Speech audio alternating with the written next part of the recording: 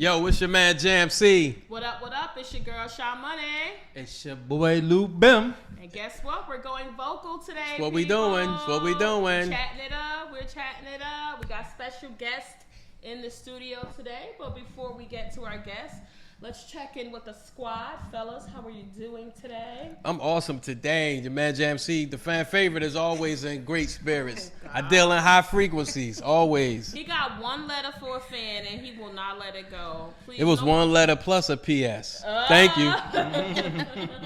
Lil Bim, how are you today? Your lordship, how are you? I'm good. I had, normally the question is how was your week? I was prepared for that. Okay. Not how I'm doing today, but. How was your week, sir? Thank you. Because I will have you reprimanded. Okay, we don't want no problems. Okay. I don't want no problems with disciplinary action. So, my week was, I don't know, for some reason, I was just getting hit with things that were just so profound. And I was just like, wow, oh my God, whatever. But nonetheless. Aha moments? Yes, a lot of those. Great. And it was, like, it made me say to them, your brain really still works. Like, you know. Some shit, I feel like that could be a compliment, right? I'm not entirely sure, but we're gonna assume positive intent here. Right. So it works. Okay. So my week has been insightful. I like that. It was insightful. Yeah, That's insightful. a refreshing change. Yes. I like that. Yes. I think my week was good. Feel free to write in about my new braids. If you want to know where I got them done. They're cute. Thank you. Yeah. I'm trying to get my summer hair. I'm getting my whole full black girlness on for the next couple weeks. Wigs will be back, and my weaves will be back in the interim. I'll be wearing these. But, you know, I feel like I had a good week, a lot of work. A lot of research preparing for some of our up-and-coming series, so stay tuned for that. And super excited about having a guest in the studio. Yes. So we have been alluding to on previous episodes that we will be having a variety of shows coming out that are really thought-provoking, and to use LLB's words, very insightful. And we definitely think these are things that are beneficial to the overall community. So we wanted to start a series on mental health, because given a lot that's happening in society, I think that is something we all need to tap into. And I wanted to share a few, as you guys know, I'm very historical and very anecdotal, so I like to share some facts about mental health, because I think mental and physical health have to be balanced. That's my personal view, but again, we have a professional here who will tell me if I'm right or wrong, and if I am investing properly in my mental health. Maybe I need more therapy time. But one of the things that I thought was really interesting is I looked on the CDC site for information about really what's happening in the state of mental health over the last few years, especially given the recent public health emergency. We're seeing very common trends where 1 in 5 Americans will experience a mental health scenario in their lifetime. 1 in 5 children are currently or will have a serious mental illness. So just looking at these stats, these are not, we're talking about 1 in 5. So that means it could hit your house or it could hit your neighbor's house. So these are not things that are going to be far-fetched. We see 1 in 25 Americans will live with a serious mental illness, something such as a bipolar disorder, major depression, or schizophrenia.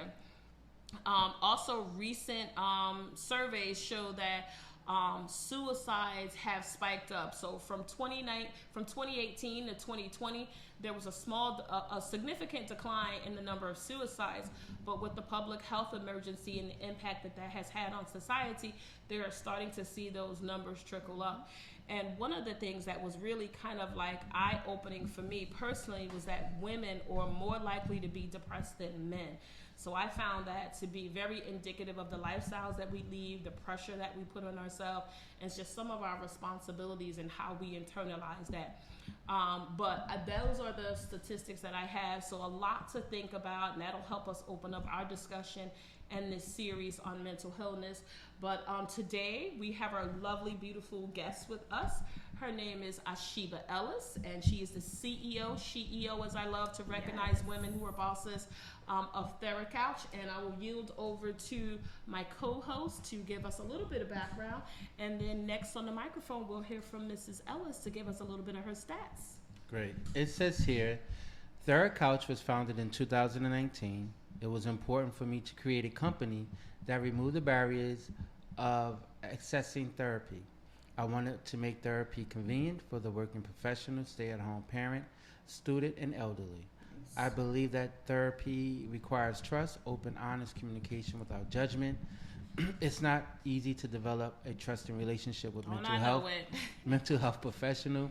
My goal is to make every client feel comfortable, express their true thoughts and feelings, rather than adopt the mythology of individuals and situations. As a therapist, I am down to earth, warm, encouraging, supportive.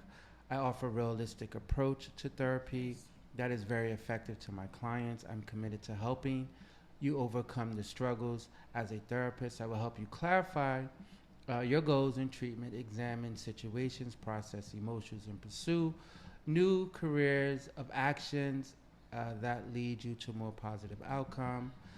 She specializes in anxiety, depression, caregiving support, coping skills, couple counseling, racial trauma, relationship issues, self-esteem issues, therapy issues, and women issues, as you alluded to in the stats.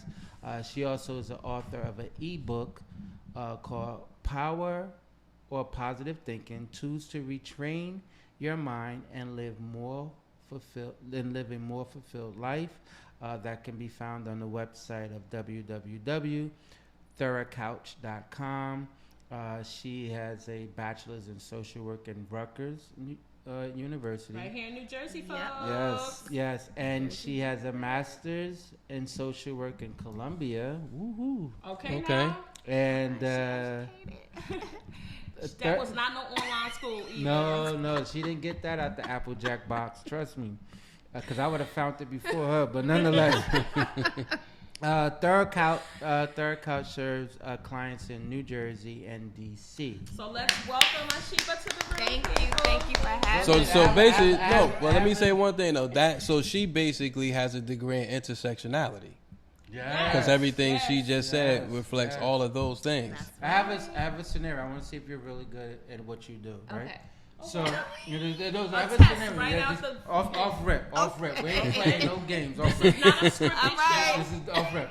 So, Friday, me and my daughter had dinner. Daddy-daughter dinner, right? Okay.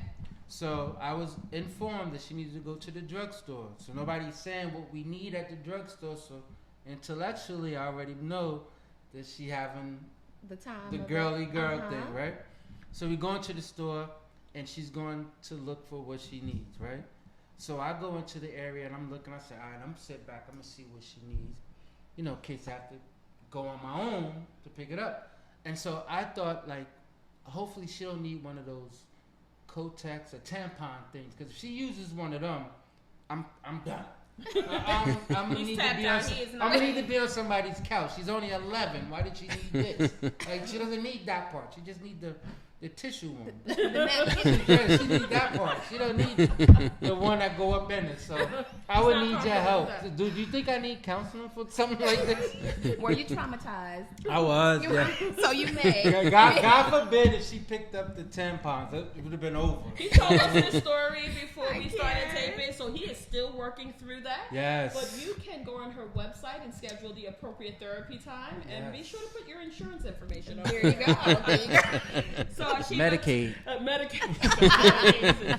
Tell us a little bit about yourself, where you from, and tell us what led you to getting into being a therapist. What led you to that career? Absolutely. So I'm from East Orange originally. My parents are from Jamaica. Yes. Yardy. So entrepreneurship has always kind of like been in my family. I always see my mom grinding and hustling. As a kid, she started cooking out the house. Now we have like a family business. So that's always been like in my blood to kind of like do your own thing and just, strive to be an entrepreneur. So this is fast forward, of course. So fast forward to now where I decided to kind of, start my own company to where I can be an entrepreneur as well and just follow like the family tradition of being your own boss. Awesome. So how far back do you want to know about me? Just whatever you want to share. What got you into, why did you decide to be therapist? Yes. So Originally, when I went to college, I went to be a teacher originally. Okay. Very admirable, Phil. But I placed into like a high level of Spanish where you have to come in speaking no English. I don't know how I placed into that at all. So I know I was going to fail. I didn't want to fail. Okay. So my girlfriend was like, Sheeba, you should think about social work. You love helping people, talking to people, helping their problems. I'm like, you know what? Let me look into it. So that's something that you've always just done natively. You've just been good at. Absolutely. So I'm like either teaching or the social work. So I went the social work route, and from there, it's just been history from that. Yep. Thank you so much for sharing that You're with us. I think welcome. it's important to kind of give the background for people, you know, to how, because the journey is never straight, right? Nope. That's been my experience in life, is that the journey is just never straight. But just kind of looking at, as we were preparing for today's show, just looking at many of the statistics that are out there, it is really eye-opening for me, especially as a female, and just looking at how they are indicating. And as I didn't share all of the stats that I saw in women, but do you think it is factual? And again, you can correct me if I'm wrong. Like, is it because the pressure that we put on ourselves as women are why we are more predisposed at being more depressed than men, or is there something else? And I don't need you to boil the ocean, but just what your experience has been since you're a professional. Definitely. From my experience, women do seek out mental health services more than men because they are faced with, like you said, being a mom, being a wife, you know, being a career person. So they have a lot more, you know, stressors. I'm not saying men don't, but women tend to have more on. I'm not saying that, but women tend to have more on their plates that they have to juggle. Right. You know, so that does cause, you know, depression, anxiety, and things of that nature. Wow. And women do seek out services more than men. I mean, I recently started going to therapy this year. It's probably something that I needed to do much earlier. But I also had expressed, in my own personal life, I had expressed to my siblings that I thought that there might be an opportunity for a couple of my siblings. I'm suggesting it to my siblings. But I don't think that they're comfortable, and I don't know if they see that as identifying a weakness, and because men are intrinsically, and society puts a lot of pressure on men, that you're supposed to be strong, you're supposed to be the head of the family, they may see seeking therapy as some type of weakness. And Can I say this? Can I add to that? I think I'm a student of therapy. I agree therapy does work. I think women are more proactive, in my opinion, to self-help than men are, because men have egos, and a lot of times men feel like, you know, I could get this if I could get this talking to my barber, or I could get this talking to my cousin. And again, I can't speak for every man. No, that's true. I can't speak for every man, but I can speak for me when I say it does work.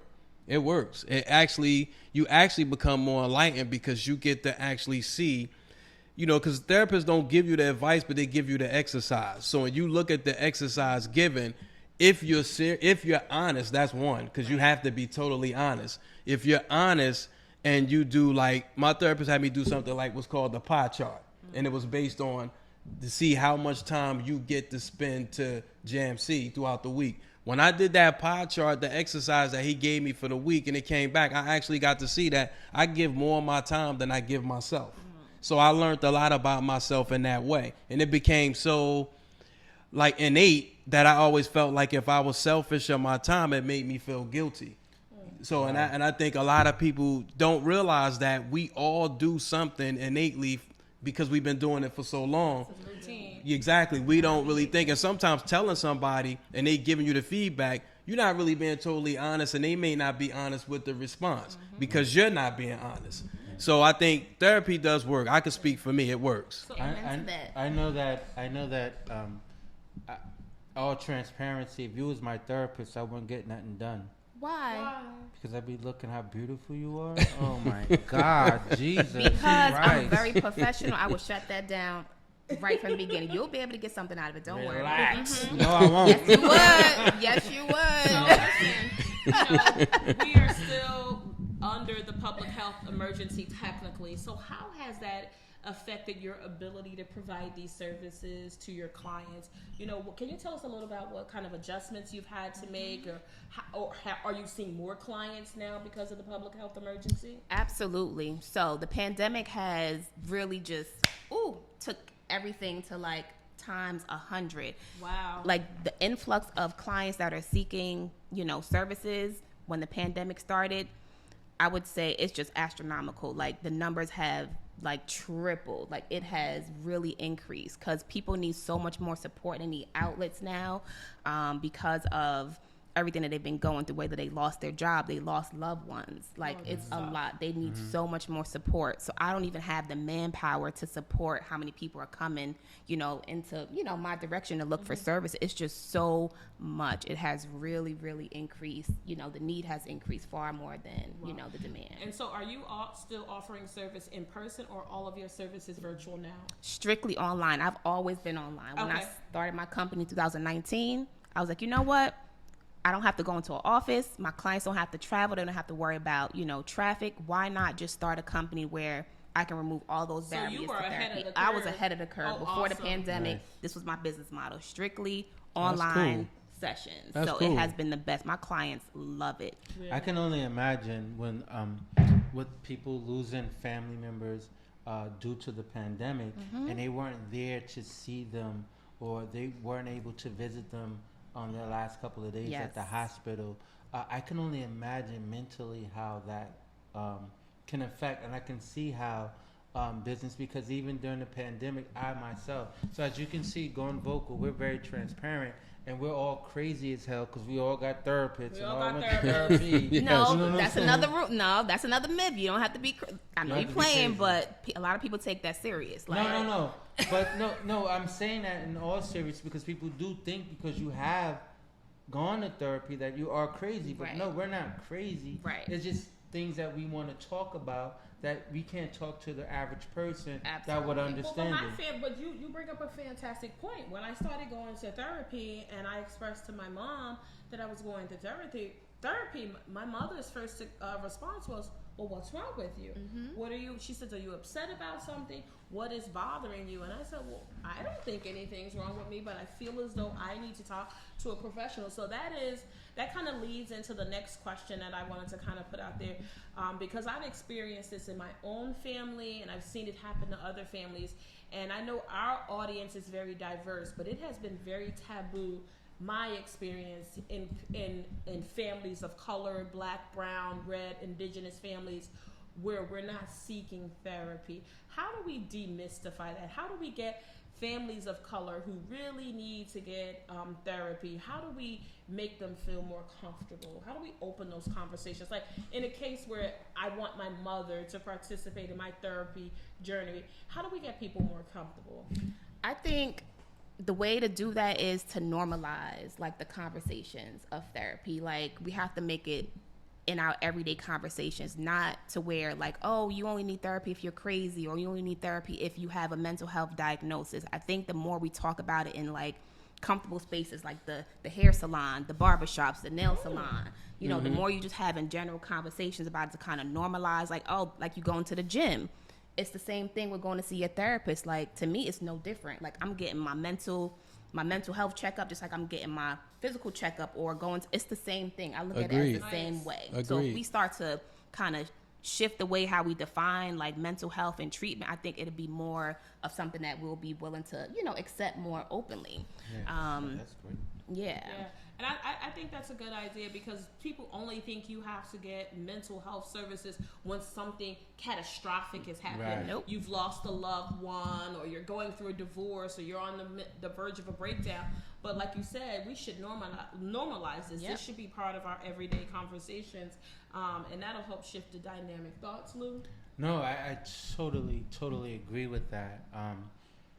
And I'm just thinking of myself, and I thought about something that was just totally Lou Bimish, like just off the hook crazy. Yep. Because I remember like in my first marriage, it was failing, right? So we go to therapy as it was failing, right? So I go to therapy, but the therapist was beautiful. I'm like, you were distracted? Totally. Like, how do I get rid of her and get with you? Oh, you know what I'm saying? But that's, I don't want to get taken away from. Cause I'm ready to dump this broad. Like that's happening already. This shit is over. Like, how do I get with you? Like, you know what I'm saying?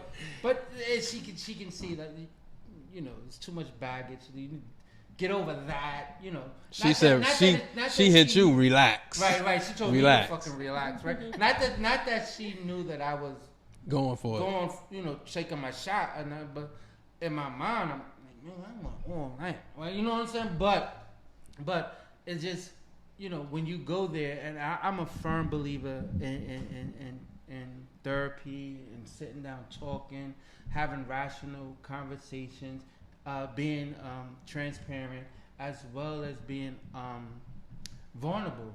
You know, if you're not vulnerable, it's not going to work. It is not. Mm-hmm. It's not going to work. You have to be vulnerable and able to, you know, tell everything. Tell. And Absolutely. But you know, that is difficult. Like, I'm sorry. What was No. I was going to ask you to speak on that. So for me, in order for me to get my clients to actually be vulnerable, it does not happen in the first session. Sometimes, you know, because I'm just good like that. But how do you build that trust with them? Damn. you got to let them know this is a non-judgmental zone. You could be yourself. You're speaking JMC's language like now. you could talk how you want to talk in the session. You don't got to put on. You don't have to do any of that. You could be yourself. This is your space. Take all those walls take it down. all. Take the mask off. This is your space to be you. And once I lead with that, let them know I'm human just like them. Then you see the walls start to come down. And that happens over time. Yeah. and I think that was my thing. Where was it said? You know, and I guess it's just and I can't say if it's our community or all communities, but I'm trying to figure out where was it said that getting therapy makes you crazy? Why are you talking? Because from the moment I started going, you know, to your point, yeah, you do start. You speak more. You more comfortable. I think I was more comfortable from the jump because I was ready for it. Okay. I just think the more you tell, the more honest you could be, the more you get out of it. You know what I'm saying? I think that people, I'm still baffled or bewildered because I know it's people out here that could use it in a lot of ways. So I'm trying to figure out why. Deep on that. Let's open that part of the conversation up. So if someone is thinking, how would someone know that what are the signs someone should look for before they want to get mental health services? Do they need to be depressed? Or are they going through a bad situation? What is it? So if any area of your life has been affected, right? You've seen a change in, let's say, your overall like mood, you've been lacking energy. I use a 2-week mark as my timeline. So if this behavior or this action or this whatever has been happening for 2 weeks or longer and you've seen no improvement at all, it may be time for you to, you know, seek some type of services. Okay. Usually with depression and anxiety, the 2-week mark will determine if you've been depressed, you've been lacking interest in doing things, you're feeling hopeless. If it's been 2 weeks or longer, that's saying, okay, I need something else. I need to do something else. Maybe I need to seek out some support. That's crazy because we had a listener write in, and their question was similar to what you're saying now. And he says, Dear Goin Vocal Podcast, I'm writing you guys to first say I love your show, and you guys have a great chemistry. I especially love Sha Money, how she holds her own amongst the two gentlemen. I don't know how she's able to deal with the lordship. What the fuck you talking about? Right? And Jam C, stop hating on Sha Money. She's clearly That's a woman, clearly. She clearly sees. That's a woman, clearly. Thank you for writing in. Jam C, clearly a woman. Quick, let's plug the email address. Where do they continue to send this? Well, the bro who sent that email, she knows it. But anyway, it's goinvocal@gmail.com. Spelling King, GOINVOCAL @gmail.com. You see it. Thank you. Go ahead. It says that Jam C, stop hating Sha Money, who's clearly seems to be the real fan favorite. I'm a 36-year-old African-American male who's newly married with 2 kids. I'm from the inner city of Irvington. I work at a pretty prestigious company. Since COVID, the lockdown, I was afforded the luxury of working from home. I recently gone back into the office, but the entire time while the country was on lockdown, I began to feel overwhelmed. Wow. With work, my marriage, the kids, everything else that comes with being a black man in America. I don't feel as pressured as I did when I was working from home, as I do as going into the office. My question is, when should someone seek mental health counseling? That they feel being overwhelmed is a telltale sign to seek help. Thank you so much for your help. But that goes to what you were saying. Oh, he crushing. That's what that is. He's a crush. Sha Money got a 36-year-old crush. That's what that is. They follow me. He crushing. I've already told that. But no, seriously, I want to make sure that we're giving people. But Isheaba, you were saying after 2 weeks, if they're seeing the same symptoms, they should. Right. So if your symptom persists for 2 weeks or longer, that should be the time where you should be looking into possibly getting some services. So if you're feeling, down, depressed, feeling hopeless, lacking energy, your appetite is poor, if any area of your life is majorly affected, whether that's work, school, your relationships, you seeing a change and it's been 2 weeks or longer, I would say that's the point to where you should seek out services. Absolutely. And are there? I know we see a lot in the media with, unfortunately, a lot of violence that's happening in our country here in the United States, and many of these folks talk about many of these the potential defendants have mental health issues. Have you seen anything like that? And we definitely, first of all, before I ask that question, we want to make sure that we're respecting everyone's privacy. We're not looking to get any specifics around any of your clients. And I know you're a professional. Yeah. You're not sharing that. But, is that something that you're seeing more now where people have tendencies to be violent? And how do you address those kind of things? Well, fortunately, I don't know if that's fortunate or unfortunate, my client base, I haven't personally seen them, deal with those issues. But I do support screenings for mental health in terms of, I'm sorry, we're not even on that question yet. Okay. But it's all right. That's fine. It's an open room. It's not scripted. But no, I haven't seen that personally. Non-judgmental room. So we I haven't seen that personally. And my, people that come my way dealing with they having harm to others. Right. No, they haven't. Well, they haven't told me, but I haven't seen that. And so your clients, are they mostly relationships, or is it more like depression from loss of income, things like that? So majority of my clients suffer from anxiety, depression, and they have relationship challenges. Wow. Yeah, but majority is anxiety. That's the number one mental illness in the world is anxiety. Wow. Anxiety. Wow. And can that be brought on by any one thing, or is it multiple things that could drive anxiety? So anxiety can be something that's just biological, something that, is hereditary. It could be. Oh, really? Mm-hmm. Yep. I didn't know. Yep, you could be predisposed to that. So also with anxiety, if you've been through something traumatic and then you don't have the proper coping skills, you always think that something bad is gonna happen, then that starts to develop, the anxiety. So there's many different, ways to get there. So how often do you use the DSM-5? Every time I see a new client, because I have to write a treatment plan, so it's just standard in our profession. So can you tell us, because I don't know what that is. I mean, I have a couple degrees, but I don't know what that is, and I'm sure many of our viewers and listeners. So can you tell us what that is? So it's the Diagnostic Statistical Manual, basically where it has all the mental health diagnoses from A to Z. Okay. It breaks it down by the criteria. This is if the person has this, and this, and this, you can diagnose them with this. It's like our Bible for mental health. Gotcha. Pretty much. You didn't know I had a psychology degree. No, but okay. I like that. You're going back to school. Bow, chicka, bow, bow. The lady at the college has been holding his transcript. So he been get so. She just released it last week. So he gave her free therapy for about 2 weeks so he could get his transcript. No, she's gonna get free ass kicking. I can't. She didn't give up them transcripts, but nonetheless. But you met Lou LLB when he read your bio. He mentioned relationships, and I'm big on relationships because I think they help make you who you are. So when you have clients who want to talk about relationships, do we ever bring the other part, that's the other party to that relationship, into the dynamic? And when is the appropriate time to do that, if we ever do that? When you say the other party, the party that is damaging the third person? Yeah. Yes. Do you ever bring them in, or it could be? Jesus, I'm just saying, if we're talking about a relationship, say it's a family dynamic, and there's one person in the family that's causing the stressors, do you ever look to bring those in? No? So that's separate from me. So you have family therapy, and then you have couples therapy. Okay. Couples therapy, no, we're not bringing in the third person. No, we're not doing that. No. So do you do the husband and wife separately and then bring them together? Nope, I do them together. from the first session, I always suggest you need to both have your individual therapist if you're seeking couples therapy.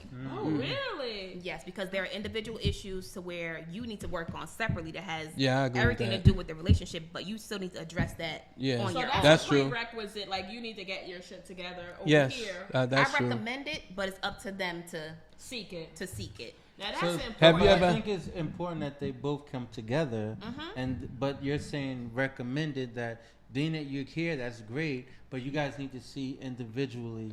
You know what? I'm thinking about this. You know, a lot of friendships could be salvaged from therapy. Absolutely. Just listening to all this, because you know how many things go wrong because it's miscommunicated. That's why I've never been a fan of text messaging, because if you text incorrectly, somebody psychologically take it somewhere else. That's true.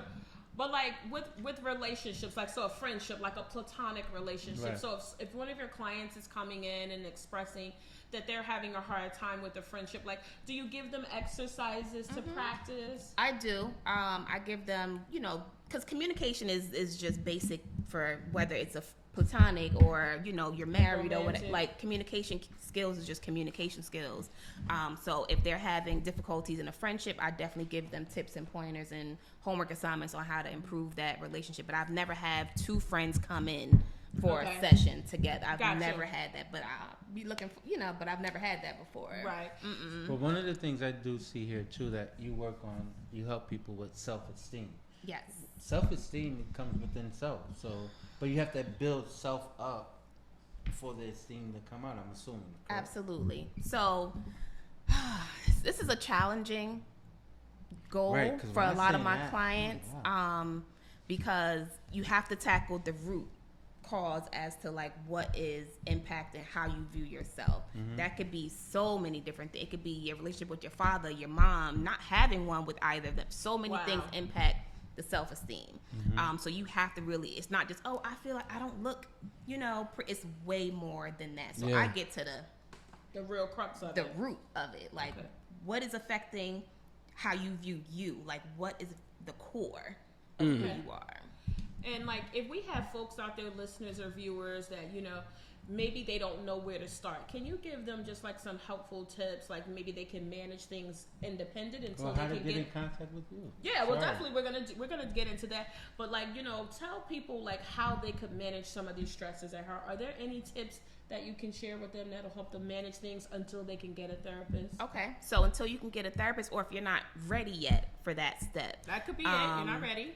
So I would say journaling is a very effective tool, because it helps you to get out of here, right? Get out of your own thoughts, your own mind. You put it on paper, get some of them thoughts out. So that's a great way to kind of release some of the thoughts that you're having that's kind of taking up all your. And you go back and read it. You go back and read it. Okay. You can look over and kind of see like, for the last week, I've been thinking about this thing for the last week or the last 2 weeks. So let me focus on that. You can kind of see like the big picture when you write it down. Oh, nice. Right? Okay.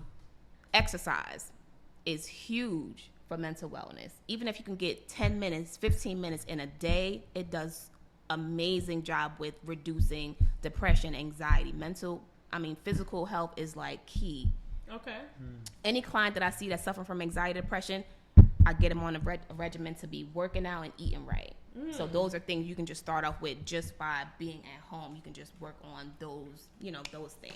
All right, people. I like to walk outdoors because I think walking outside helps. I always tell people all the time. I tell these guys, like, I try to do a 5-mile walk, and I try to do it at least one day a week. So I do it every day. I just get out and I do 3 to 5 miles, and it helps me with any. I don't really stress, but if I think we all stress to a degree. I just don't feel it like others, but because I move around. So I think when I walk, when I get in, I feel better. I agree. Absolutely. A 5-mile walk, as long as it's a McDonald's or a Wendy's in between that shit, we fine, nigga. But other than that, relax. But I had a question. It was one of the questions that we proposed. It's something. I just had it here. How do you relief? How do you find relief from the feel that you provide support so many people yourself? How do you decompose? How do you let go some of this, all this that you're hearing, all that you take in? How do you relate? Yeah, you gotta decompress. Other than think about me, but how did you let that stuff go? Well, other than that, given that you just met him right. today. Right. I have my own therapist. Nice. Do you? I do. I do. They say therapists. You have your own I have my They say own therapists have to have their own therapist. Absolutely. Yeah. Bing, bing, bing. You check the box. It is Mm-hmm. needed. Mm-hmm. Yes, because you're taking in so much from like other people. I need my own space too. Like Yeah. I am everything for everyone. I need someone to be that for me. So I I'm have pretty my own sure, therapist. and I've told my therapist this. I think I just told my therapist. I hope you're watching. I think I literally told her. I said, I feel like sometimes when I come into my sessions, sometimes I hold back because I feel like I'm dumping so much on her. And like now that you're saying that, therapists have therapists. Absolutely. I'm gonna just let it all hang out. There you now. go, 'cause that's the purpose what of we're doing there it. for. But it makes Yes. sense that because you have to have a space where you can get your relief. Absolutely. I didn't think That's about why I that. see like policemen, lawyers, doctors. I was in the case management field, so I had to get therapy because you hear so much, you take in so much, and you try to give people. So because the difference is in those jobs, you have to give it back. So when you give it back, you're losing a lot of you. So you gotta have to talk to somebody else in order to get back to you. More so too, the thing is, and the key is, and it's a skill, to not attach yourself to what's being said. No, that's to true. you. You're right. You know, not Yeah, to take on absolutely, that. Yeah, how do you absolutely. do that? That does not come overnight. No, Like, definitely. You're right. No. You're right. Let's hear from her. How have you dealt with that in your career? To me, it just takes some time to know, like, all right, I need to leave work, at work. It's not something that I learned within the first year or two. Like, it really took me time to realize, like, okay, I can help people. I can be a vessel, whatever, but I don't need to, like, take on everything to be effective. I can still be effective and help you, but I don't need to take on everything. Right. But that did 'Cause not that can happen be overnight. overwhelming, right? That did not happen overnight. Wow, No. that's interesting. So, in other words, in the first couple of years in the profession, you were taking a lot of this stuff home, Definitely. thinking about it. Definitely. That's where burnout happens. Yes, because- exactly. But Exactly. now I'm like, okay, all right, lights off, computer off. All right, let's go watch my favorite show. Like, That's hard. Yeah, Yes. that's very hard. Because then you be saying to yourself like, damn, she said they're having trouble eating. They don't have.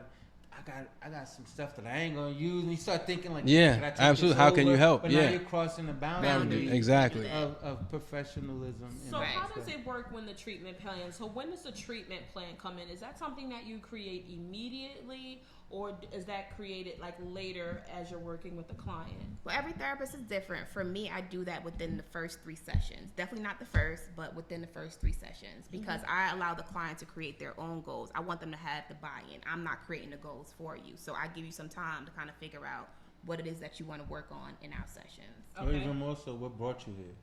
True, but sometimes you gotta bring it in a little bit because that can be a lot, So I ask them for 3 goals that they want to work on, during our time together. Interesting. And so basically, clients have to be, actively participating in their journey. Absolutely. I'm not the type of therapist that's going to do all the work for you. Like you said, like when Yes. you're open and you're honest and you're vulnerable, It you works. get more out of it. Absolutely. You're going to do some work. Like Okay. I'm not getting you to the finish goal by myself. You have to join that.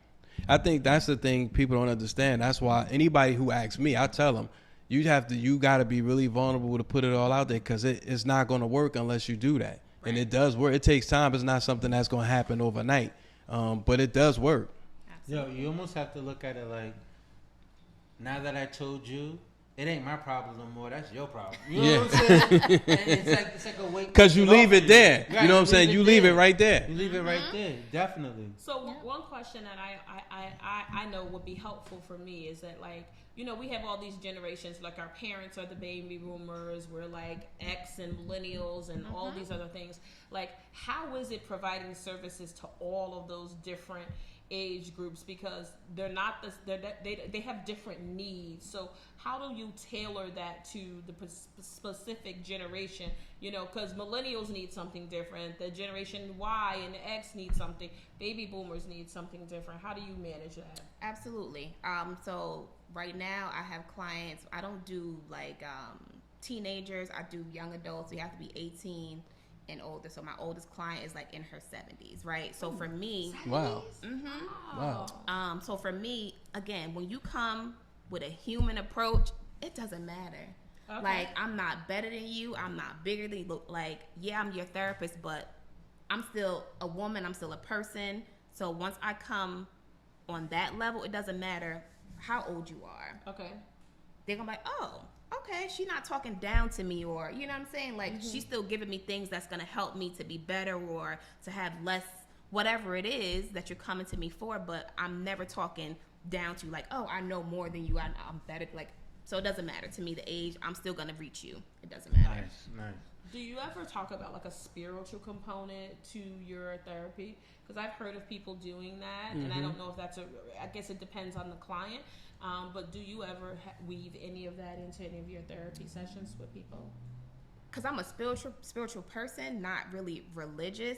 I keep it very basic because you can offend someone just like that. You can turn them off just like that by saying, you know, whatever your beliefs are. And that's true. Gotcha. Yeah. That makes sense. And you have therapists who do just, you know, religious-based therapy. That's not what I specialize So I think I've seen that. This goes back though. They used to have that on the intake. When they do the therapy intake, sometimes they would that question would come up. Your faith base. Yes. And I think to her point, to Shai's point, that does come across, and some therapists do practice that. Yeah. One thing that I heard from folks in the workplace as we were starting to return to the office is that many people started to seek out therapy during the public health emergency because they were struggling with being in the house so much with their families, and they weren't accustomed to that. Have you seen that trend? And how are you teaching people to deal with, you know, you have to spend time with your family. These are people that you like, or you should like. Like, how have you seen any of that? Yeah, like, who wants to be locked down 24/7 with the same people for 2 years? Like, yeah, it's a lot that's for crazy. anybody. Yes, It was You know, very like, so however you could break that up, that repeat, you know, cycle of doing the same thing every day, whether that's you may be in the house for, let's say, an hour or two or whatever. Go outside. Like, just do something. Like, leave the house. Okay. Go take a walk. Go take a drive. You know, go get some ice cream. Like, break it up a little bit. Like, because it can be a lot for anybody. It's like, overwhelming. You going to go crazy? Like, You can't. I don't like to use that word, but. It seems like with the person that wrote in, that they were saying that when they were locked down, they felt overwhelmed. And now that they're back in the office, they're not so overwhelmed. So it kind of gives you that they get the chance to break up their day. Absolutely. And they're not with this person that they, you know, married to or love or whatever all day. Absolutely. So looking at what we just learned today, 18 to I'm still bugging 75 years old in therapy. Yeah. Like, wow. So it's like, I'm thinking if you reach 90, you still need therapy. I think no matter where you go in life, at some point you're going to need therapy. With your mortality that's age, true. Right? I never thought about it I never thought about it like that. Wow. Older. I mean, I'm getting ready to hit some milestones in the near future, and I think 25 again. And as people are starting to get older, they're dealing with their mortality. Yeah, so wow. You're approaching on that end of life, and that can be very overwhelming. Even the more successful people too, it's like you still need it. It's wow. I mean, but it works. I mean, like, it works. It works if you make it work. Yes, right? it works. Like you set the plan up and people work it. But I think it's important that, you know, we have a therapist here and they're telling us different tips. So we want to encourage our audience, our listeners, to take heed to some of these, you know, tips that we're hearing. And Isheaba, if people need to reach out to you to get your services or your business, please tell them how they can get connected with you. Absolutely. So the best way to do that is through my website, www.theracouch, THERACOUCH.com. Another spelling bee champ. Absolutely. You got to make sure people can get what they need, okay? So on there, you can schedule a free 10-minute consultation, and you can book that with me, and then we can kind of see if it's a good fit, you know, and we can kind of take it from there. But that is the best way to reach me. You can find my email address on there and my phone number on the website. And she's spoken for it. So we want to encourage people that, like, you know, if you are in need of services, and if people are outside of the metro New York, New Jersey area where you are practicing, if they need to look, is there a generic place that they can look to get started? Absolutely. So most people start with call number on the back of their insurance card. If you have insurance, you can call the member services number on there and see what providers in network with your insurance. Also, there's a website called psychologytoday.com. That's where most people find their therapists. You can go in there. You can filter it out by your insurance, what type of services you're looking for. You can see a picture with the profile of the person. You be like, oh, I don't like how that person look. Whatever it is, you can, go through everyone's profile. So psychologytoday.com is a great resource for no matter where you live in the United States, you can find a therapist for you. I didn't even know that. Okay, cool. Good to know. I went through the insurance process, and that's how they didn't. Likewise myself. Yeah, but they didn't have what I needed, so I went outside of that because I wanted someone who understood the Black experience. So I got a therapist that focused on Black and Brown communities. So and I know we have to cut this short, but that is true that if a therapist is not giving you what you need, it's okay to say, listen. Yeah. This is not working. I need to go and find someone who's giving me what I need because. But what's the trigger for that though? Like, how do you know if it's working or not? To me, the vibe, the energy. Like sometimes you can just feel that like this person is not for me, or you're not understanding me, or I have to still put on like if I have to still put that mask on, eventually I'm still not feeling comfortable being me. It's not a good fit. Gotcha. But then also therapists, they do study different dynamics in different fields. So you need to know where, but the average person doesn't know what a psychotherapist is or to go in different areas, and nor do they know what they need when it comes to those type of looking for someone to help them. Right. So how can someone identify that they're finding the right person in that respect? So we can start from the top. So psychiatrists, medication. They prescribe meds. They're all about medication.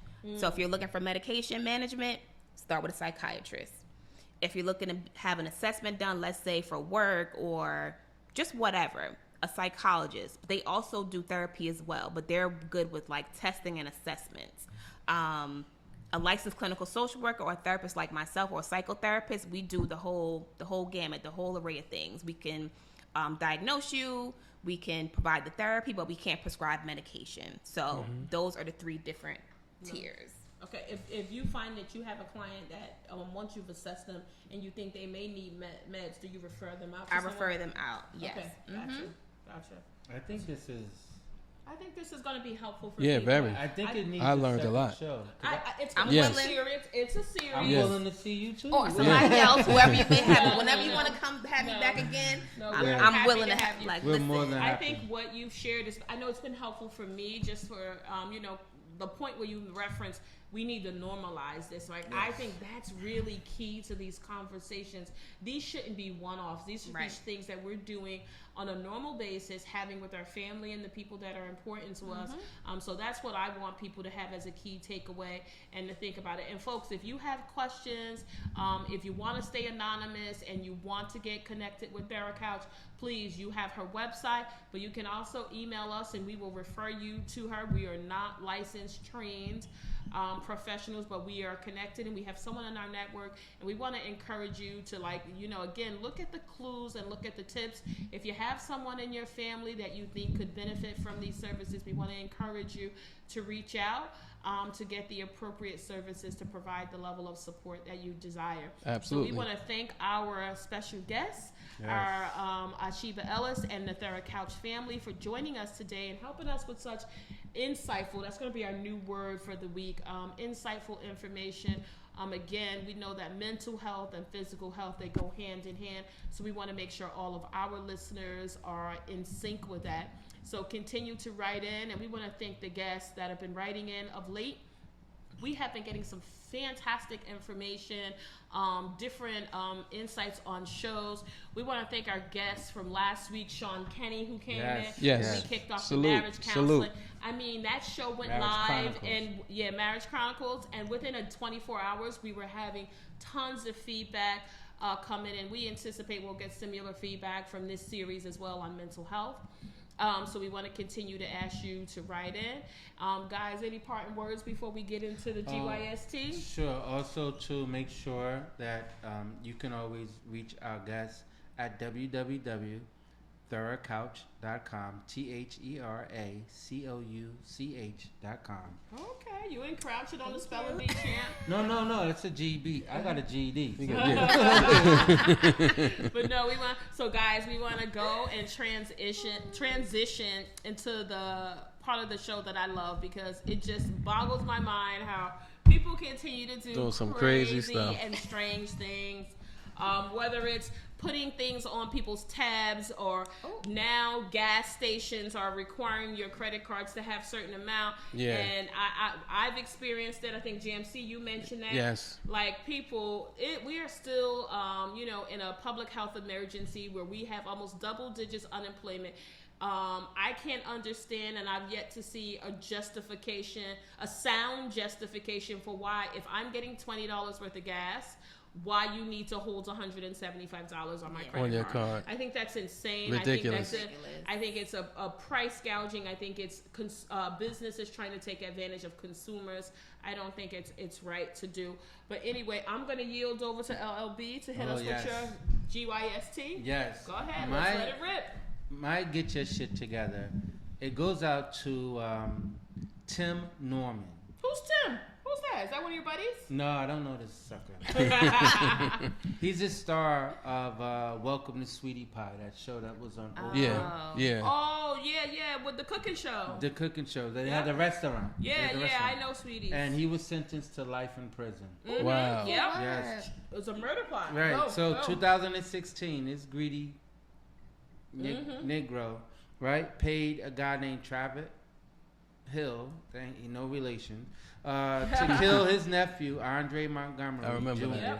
that. Because he had a life insurance policy out for his nephew in the amount of $400,000. And needless to say, everybody started turning state. Everybody started telling. So it's 4 people that was indicted on this charge, along with, him and 3 other people were indicted on this charge. And the guy who actually did the shooting, which is Travell Hill, he started singing.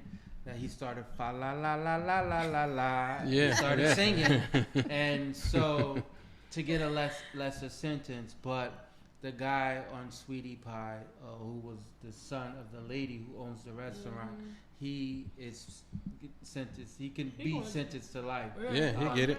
The mother, Sweetie Pie lady, the lady who she hasn't said anything. She's been very quiet. I think she's devastated because they appear to be a very close-knit family. This was like as we heard our guests speak to, it was integrated in their family structure. So I think they're still reeling for this. They can't believe, but it always shows how greed will creep into some people and take over and make them make really bad decisions. And the insurance company haven't paid them out. They don't pay big policies just like that. No. So if you're thinking of doing a murder for hire plot and it's involving an insurance company, they do hella investigation before they pay that out. So you better be careful. Jim, what you got? My Get Your Shit Together is going to Gilly versus Rick Ross. I got 7, but it's all going close. It's all going to come full circle. Gilly versus Rick Ross. Funk Flex versus Conway the Machine. Funk Flex versus Pete Rock. Oh, Flex. I guess my beef with all this, I look at today's climate where we all are financially, and a lot of us. And again, I can't speak to those guys, but they seem to be doing all right with their respective lives. Okay. But they beefing over some shit that's so minute. It's so minute, and then to put it so out publicly. I can't speak to Gilly and Rick Ross, but Funkmaster Flex been doing this for so long to people, and it just doesn't make sense. And all of it is it's their business. So Pete Rock has several lawsuits out there for whatever his situation is. Flex don't really have to put that out on Front Street and then give your own opinion, because it sways the opinion of the public, and it makes us, because you got a lot of these new school artists that don't respect the old school artists, and I can understand why old school artists feel the way they do, because if my father was the first one to make a car with 4 tires, wouldn't it be right for me to thank him?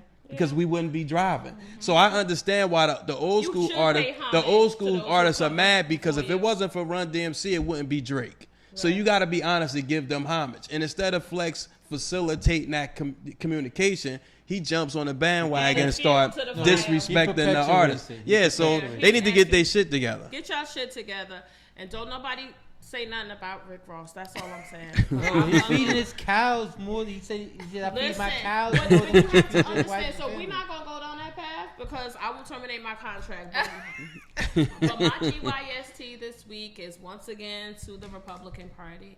And I'm not saying that I disagree with all of the Republican concepts in theory, but there are many of them that are completely outrageous, such as Senator Marco Rubio and Kevin Kramer trying to introduce a bill to the House that requires child support at conception. So I know we've talked about it a lot here, about the Roe versus Wade reversal and how that's going to impact women across the nation. But child support at conception. I'm just struggling with this, and I've read through it, and I continue to read through it, and I'll probably come back to it at a later date. But that is just the most asinine thing that I've ever heard, to ask someone at conception to be financially responsible for a life that has not come to fruition. I think that is just asinine.